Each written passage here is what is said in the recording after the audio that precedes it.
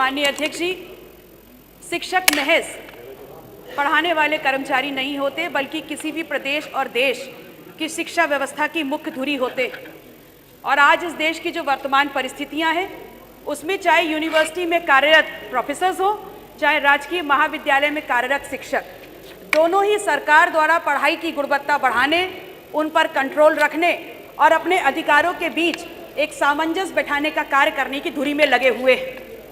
एक शिक्षक जब मानसिक और शारीरिक रूप से स्वस्थ होता है और स्वस्थ तन और मन से काम करता है, तो उसके बहुत ही सकारात्मक प्रभाव छात्र छात्राओं पर, शिक्षा प्रणाली पर और उससे निकलने वाले नतीजों पर पड़ते हैं। और इसी के सापेक्ष मैंने अपना सवाल माननीय उच्च शिक्षा मंत्री जी से किया था। बहुत ही मैं आगे बढ़ूं माननीय अध्यक्ष जी, उससे पहले मैं ये जरूर कहना चाहूँगी, आपके तरफ आपका ध्यान आकृष्ट करना चाहूँगी कि पिछले मानसून सत्र के दौरान भी इसी विषय पर मैंने जानकारी मांगी थी, और जिसमें मुझे यूनिवर्सिटी में कार्यरत प्रोफेसर्स, राजकीय महाविद्यालयों में कार्यरत शिक्षकों के सापेक्ष चयन प्रक्रिया, नियुक्ति प्रक्रिया, रिटायरमेंट प्रक्रिया, कैजुअल लीव के संदर्भ में समस्त जानकारी दी गई। लेकिन जो मेरा मूल विषय था, मेडिकल लीव, चिकित्सीय अवकाश, उसकी जो सूचनाएं थी उसको सीमित रखा गया।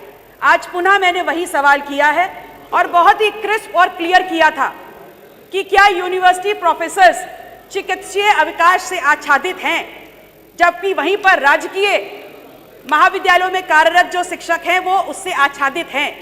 हाँ और ना में जवाब मांगा था और कारण मांगा था, तो मुझे गवर्निंग बॉडीज का नाम दिया गया, लेकिन कारण पुनः छुपा लिया गया।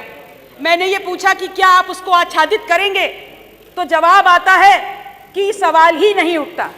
माननीय अध्यक्ष जी, जब उत्तर प्रदेश की यूनिवर्सिटी में कार्यरत प्रोफेसर्स और राजकीय महाविद्यालयों में कार्यरत शिक्षक यूजीसी के द्वारा गवर्न होते हैं और उनकी सेवा शर्तें दोनों के लिए समान हैं, तो फिर ये कह देना कि कैजुअल लीव्स या मेडिकल लीव्स में उनको आच्छादित करने का सवाल ही नहीं उठता, क्या सरकार की इस मंशा को नहीं दर्शाता कि वो अपने दायित्वों का निर्वहन नहीं करना चाहते इन यूजीसी में, इन यूनिवर्सिटीज में कार्यरत प्रोफेसर के सापेक्ष? या फिर ये मान लिया जाए कि यूनिवर्सिटी में कार्य करने वाले जो प्रोफेसर्स हैं वो बीमार ही नहीं पड़ते? माननीय अध्यक्ष जी, मैं आपके माध्यम से दो अनुपूरक पूछना चाहती हूँ कि जो मेडिकल लीव्स में विसंगतियां हैं यूनिवर्सिटी में कार्यरत प्रोफेसर्स और राजकीय महाविद्यालयों में कार्यरत शिक्षकों के बीच, क्या प्रदेश की सरकार यूजीसी को और अपनी केंद्र की सरकार को इसमें संशोधन के लिए प्रस्ताव भेजेगी? यदि हाँ, तो कब तक? माननीय अध्यक्ष जी, मेरा दूसरा प्रश्न ये है कि जैसे आपने एक जियो ला करके राजकीय महाविद्यालय के शिक्षकों को मेडिकल लीव से आच्छादित करने का कार्य किया है, क्या ऐसा कोई प्रस्ताव आप विश्वविद्यालय अधिनियम 1973 में ला करके यूनिवर्सिटी में कार्यरत प्रोफेसर्स को भी मेडिकल लीव्स के उस अनुदान के अंदर आच्छादित करेंगे? बहुत बहुत आभार। माननीय मंत्री जी। मैं आपके माध्यम से ये बताना चाहता हूं उनको कि कोई भी संस्था नियमों पर नियमों से चलती है। महाविद्यालयीन शिक्षक वो अलग नियम है और वो सरकारी कर्मचारी माने जाते हैं, जो कि संविधान की धारा 309 राज्य सरकारी सेवकों की श्रेणी में ऐसे सरकारी सेवक सम्मिलित हैं जिनकी नियुक्ति एवं सेवा शर्तें भारत का संविधान के अनुच्छेद 309 के परंतुक के अधीन प्रख्यापित नियमावली से विनियमित है। उत्तर प्रदेश राज्य विश्वविद्यालय अधिनियम 1973 के अधीन स्थापित राज्य विश्वविद्यालय तथा उनसे संबद्ध संयुक्त एवं घटक के कर्मचारी अधिनियम 1973 के अधीन प्रख्यापित पर नियमों से विनियमित होते हैं। जहाँ तक सवाल इनका है महाविद्यालयीन राज कर्मचारियों के, उनका वो राज्य कर्मचारियों की श्रेणी में आते हैं तो उनके अलग हैं, विश्वविद्यालय के अलग हैं। विश्वविद्यालय के शिक्षकों को भी कई और भी सुविधाएं मिलती हैं जो महाविद्यालयों को नहीं मिलती।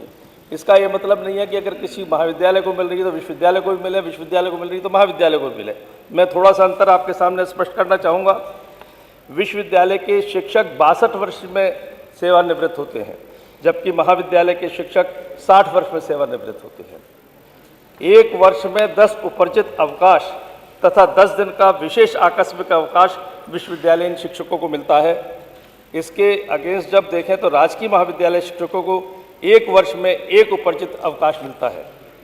यूजीसी की नियमावली के अंतर्गत विश्वविद्यालय शिक्षक चलते हैं, जो उसके धारा 7 के अंतर्गत 1 वर्ष में 20 दिन का अर्ध वेतन अवकाश, किंतु पूरे सेवा काल में अधिकतम 240 दिन का क्यूमुटेटिव लीव की व्यवस्था है, जो 2 अर्ध वेतन अवकाश है और 1 क्यूमुटेटिव लीव।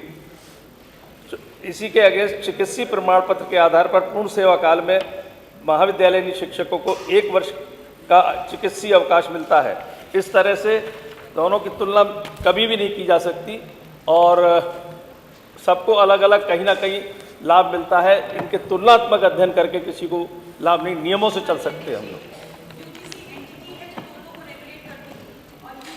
नियम है उसमें रिटायरमेंट प्रोसीजर, नियुक्ति प्रोसीजर की बिल्कुल डिटेल व्याख्या करी गई है, कैजुअल लीव्स की व्याख्या करी गई है, लेकिन आपके जो मेडिकल लीव्स हैं उसकी व्याख्या नहीं है। और जिसके सापेक्ष आपने बोला कि राज्य कर्मचारी हैं, उसमें भी आपने मेडिकल लीव्स की व्याख्या नहीं करी है और ना ही आपने जो यूनिवर्सिटी के कर्मचारी हैं उनके लिए की है। इसीलिए मैंने बोला कि क्या आप संशोधन प्रस्ताव वहाँ देंगे? नहीं, उन्होंने बताया कि सारे मेडिकल लीव्स के लिए क्या क्या किसके लिए अनुमन्य है, एक साल में कितना है, टोटल कितना है, सारी की सारी उन्होंने बताया है। सर मेडिकल लीव्स की व्याख्या नहीं है, जो उन्होंने बताया है, उन्होंने पूरा बात बताई। राजकीय महाविद्यालयों के लिए अभी जियो लाया गया है, लेकिन यूनिवर्सिटीज में जो प्रोफेसर है उसके वो लिए सभी लोगों का एक साथ व्याख्या तुलना नहीं हो की गई। सकती। राजकीय महाविद्यालयों की अलग परिस्थिति होती है, यूनिवर्सिटीज के अलग है, वो अलग गवर्न होते हैं, स्टेट से गवर्न होते हैं, उसमें ऑनरेबल गवर्नर, वो सब अलग अलग सारे विषय सब एक उसके अंदर नहीं दिए जा सकते। प्रश्न संख्या 2 शेरनील प्रधान।